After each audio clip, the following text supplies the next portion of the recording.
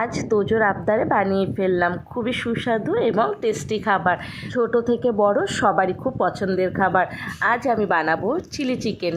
আর এই chilli chicken আমি কিভাবে বানাই আজ তোমাদের সাথে সেটাই শেয়ার করব। প্রথমে মাংসগুলো ভালো করে ধুয়ে নিলাম, তার মধ্যে দিয়ে দিলাম একটু লেবুর রস, দুটো ডিম, এদিকে আদা রসুনের পেস্ট, এখানে দিয়েছিলাম গোলমরিচের গুঁড়ো, শুকনো লঙ্কার গুঁড়ো, গরম মশলার গুঁড়ো, স্বাদ মতো নুন আর কর্নফ্লাওয়ার। এই দিয়ে ভালো করে ম্যারিনেট করে রেখেছিলাম প্রায় আধ ঘন্টার মতো।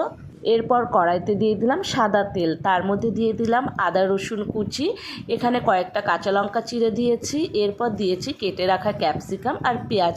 এই দিয়ে ভালো করে একটু নাড়াচাড়া করে নিতে হবে যতক্ষণ না লাল লাল ভাব হয়ে আসছে। আর এর মধ্যে আমি সামান্য একটু চিনি দিয়ে দিয়েছি, চিনিটা কিন্তু অবশ্যই দিতে হবে। এদিকে আমি একটা সস রেডি করে রেখেছিলাম, এর মধ্যে ছিল chilli sauce, soya sauce, tomato sauce আর ছিল ভিনিগার।